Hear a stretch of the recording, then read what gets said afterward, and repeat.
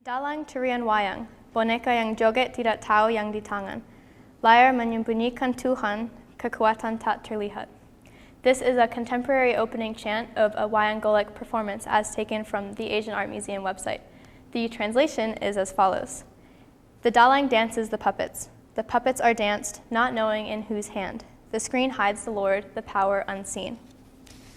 Wayang golek is an Indonesian theater tradition this is Indonesia here, and it is most popular along the coast of Java. The meaning of wayang golek translated into English is literally puppet rod, so wayang golek. And the dalang, as I mentioned in the quote, is the puppet master, the puppeteer. According to History of Indian Theatre, Volume 1 by Manohar Varapande, puppet theater was a direct result of Hindu influences in Southeast Asia. For Indonesia specifically, the Majapahit Empire lasted from the 13th to 16th centuries and was the last Indian empire that was in Indonesia at the time, in history. The Majapahit Empire was based in Java, and because of that, the culture strongly mixed with Indonesian culture.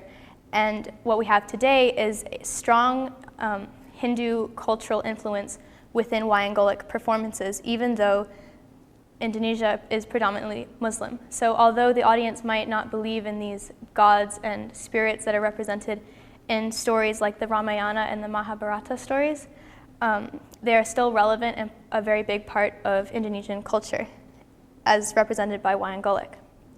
So wayang golek is wooden puppets that are manipulated by the dalang behind a bamboo structure in front of a screen rather than behind one. And this can be seen in this image with the dalang. This is the bamboo structure and the puppet. According to the Center of Southeast Asian Studies of Northern Illinois University, the dalang is responsible for all the voice and movements of every single character in a performance. There's only one dalang. Because the dalang has so many responsibilities in the performance, the music in the background is performed by a gamelan, or traditional Indonesian orchestra with mainly percussion instruments. And this music is very highly improvised but still structured. As noted by Kathy Foley, a professor of theater at the University of California in Santa Cruz, wayang golek was created in order to help the community answer big philosophical questions. And the dalang is responsible for attempting to answer these questions through his wayang golek, through theater conventions such as voice, movement, and gestures. The opening quote that I mentioned earlier emphasizes not just the role of the dalang in wayang golek, but the role of wayang golek in the Indonesian community. My mom, who is Indonesian and grew up watching wayang golek performances, taught me how important wayang golek was within the community. And often communities would come together at large events such as weddings and Ramadan festivities. And these performances could last from 4 to 6 hours or even from dusk till dawn. And religious and philosophical themes would be discussed within these performances, although sometimes political commentary would be injected into the performance to provide comic relief and to make it more entertaining for a longer period of time for the audience. Now, the performance convention I will be focusing on today is movement. And movement is important in wayang golek because it shows the different characteristics of the character types, creating a fuller picture of each character. I chose movement because I was interested in how tension, emotion, atmosphere, and meaning could be shown through these rigid puppets that have fixed facial expressions. So according to the Chong Moon Lee Center for Asian Art and Culture, the character types are refined, semi-refined, strong, emotionally uncontrolled, and special. So those are 5 different character types. The refined characters' movements are very slow and graceful, and they're very calculated because the character knows where they want to go and what they can achieve. And to reflect this, the messages that are shown by these refined character types are on the philosophical and religious side. An example of a character that is refined is this character that I have here. His name is Arjuna, and he is a prince and a hero from the Hindu Mahabharata story. Another character that contrasts this the refined character is a special character, which is Patruk. Patruk is this character here, and he has very big and abrupt movements and is very clumsy. This shows the opposite side of the refined character and pokes fun at people in the community and involves in political commentary and provides comic relief during performances. Now, a strong character, as you can see here on my poster, that is Jatayu, and he is the king of vultures. And strong characters are usually generals or army officials or strong gods. And they show their power by having one hand on their hip and being very upright. And they show strength by having deliberate movements, and they can also be very violent. These stylized character movements can be used to show tension and emotion when mixed with Lecoq's 7 levels of tension. For example, a strong character like Jatayu would be alert at most times, but in a battle scene, they might become suspense or tragic. And these changes in speed of the movements really affect how the character is being portrayed and shows the different emotions and situations that the character might be going through. In addition to this, the contrast between the refined character's slow, gracious movements, the clumsy movements of Patruk, and the strong, sometimes violent movements of Jatayu create a dramatic foil on the stage when an audience is watching. And this makes it more interesting, and as I've noted before, the performances were often very, very long, so dramatic foil is needed to create interest in the audience, as seen by these 3 examples. And of course, there are a plethora of other characters that are in these 5 categories. So for my moment of theater, I will be using this one puppet that I have with me today, which is Arjuna, but I will be using this puppet to show these 3 characters here. And although in reality these puppets would look different, I am focusing on mainly how movement shows characterization. In addition to this, I have taken out the convention of voice from my moment of theater to further emphasize how movement shows characterization.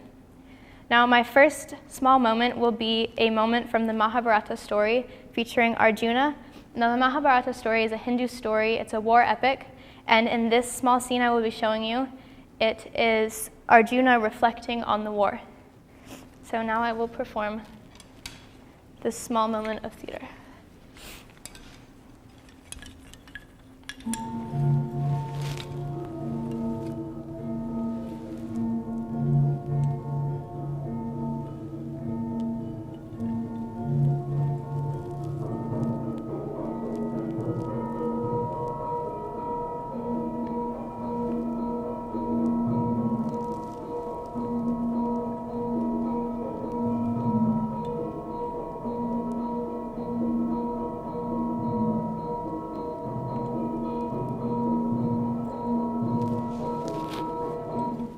Now, in that small moment, I showed how movement can show the emotions of this character after the war.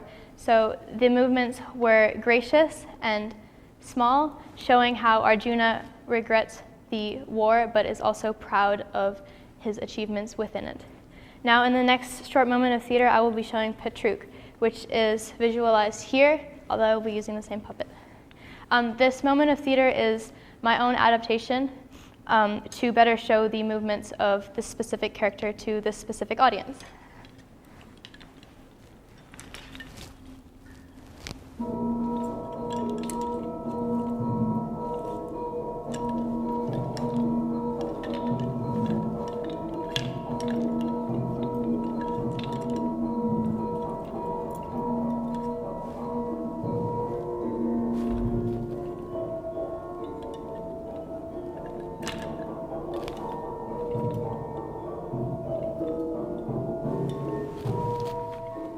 Now, in that short moment of theater, I showed Arjuna in different levels of tension. Most of the times he was alert, but sometimes he was neutral. And this shows how different levels of tension and speed of the turning of the head and the different arm movements, the clumsy, sometimes erratic arm movements, can show the character of Patruk. Now the next character I'll be showing is Jatayu. This is also an adapted version.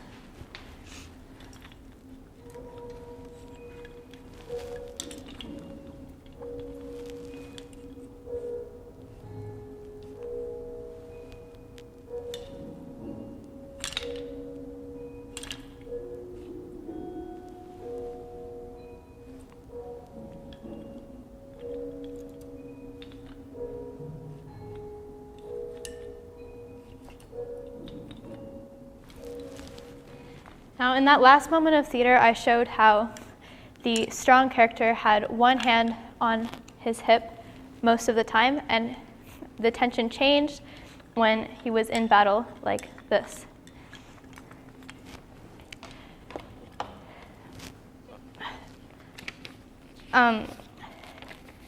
This project really helped me learn about aspects of my culture that I hadn't thought of before and I hadn't been exposed to before, because although my mom is Indonesian, I've never lived there before. And it really combined something about my culture and myself with one of my passions, which is theater. It really widened my perception of theater, because in school we often learn and focus more on Western theater traditions rather than Eastern theater traditions. In my learning in this course, when researching for this project, I could make really strong connections to commedia dell'arte, which is an Italian form of theater. And although they may seem like opposites on the surface, they really aren't, because although commedia has no puppets, obviously, they have, in commedia and in wayang golek, stock characters play a very big role. And because of the role of stock characters, there are different movements for each stock character. Additionally, I found that the fixed facial expressions on the wayang golek puppets could be compared to the fixed facial expressions of the masks in commedia. So there are very specific stylized movements in both wayang golek and in commedia dell'arte. Within IB Theater itself, I think that this project has really helped me create a more in-depth understanding of theater, and this can be applied to many of my projects, but particularly I'm thinking about incorporating puppets for maybe a representative theme in my collaborative project.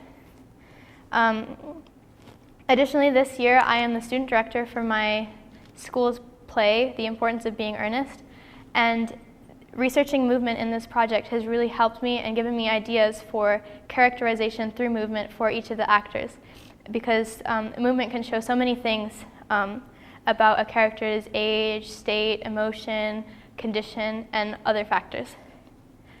I would like to conclude this research presentation through a translated saying that the dalang, or puppeteer, would say at the end of a traditional wayang performance. This is taken from theworldofpuppetry.com. This saying refers to a flower or a seed that the dalang is giving to the audience in hope that it will take root and the ideas will sprout and grow within the community. This further emphasizes the role of dalang and the role of wayang in Indonesian culture. The saying is as follows: "The flower has been picked, may its fragrance spread." Thank you.